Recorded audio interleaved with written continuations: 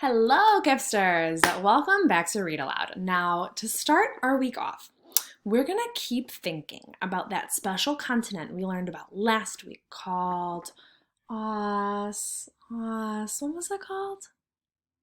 Oh yeah, Australia.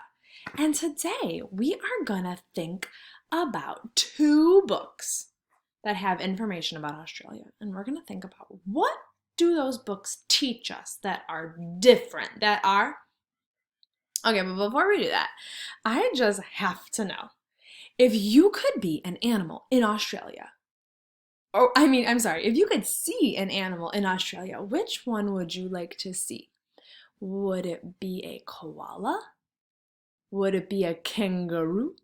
Or would it be some fish and coral in the Great Barrier Reef? Okay, tell me in 3, 2, 1, go. Oh, some of you want to see koalas. Oh, some of you want to see kangaroos. And some of you want to see those fish. Whoa. So today we are actually going to look at two books that we've read. We've read the book Australia, and we've read World Atlas a couple times, but today we're going to read the part about Australia, and we're going to tell what's different about what those texts teach us about Australia. So they're both going to teach us facts about Australia, but they might tell us different things. And great readers look at different books to help them learn different things. So when we contrast the text, when we tell what's different, we're going to think about the people and we're going to think about the animals and think about what is different about what the books teach. So first, we're going to look closely at this map from the book in World Atlas.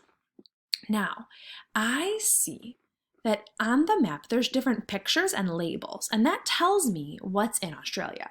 So I see a kangaroo, I see a sheep, ooh, I see a big shark. I didn't know sharks were in Australia. I see a platypus down here. Okay, so those are the animals in Australia. Now, for the people, I see an indigenous man. We learned about that in the other book. I see a sheep farmer. We learned about that. And I see this man named Donald McKay on a bike. I wonder why he's on that bike. Let's look more at the book World Atlas to see about the people and the animals. So in the World Atlas book, there's a big map, and then there's some more information on the side about the continent. So in this book, we learned that there are great white sharks that live off the coast of Australia. I wonder, we're going to think about if we learned about that in the other book or not. That's so interesting. And we learned about this man, Donald McKay. Now, I'm going to open this up. We're going to figure out what is so special about Donald McKay.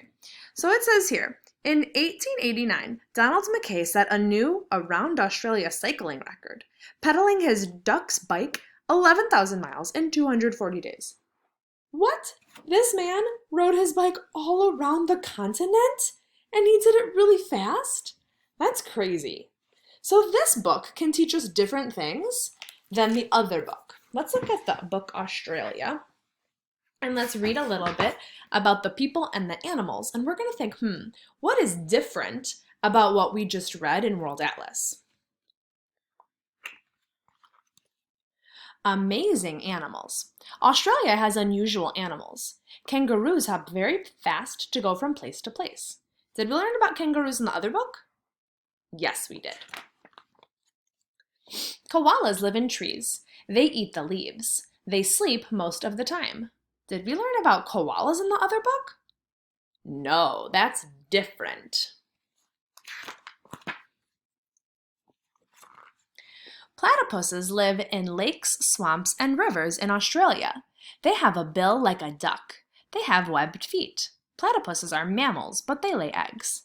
Did we learn about the platypus in the World Atlas book? Yeah, we did. Okay. Now let's look at the people. People of Australia.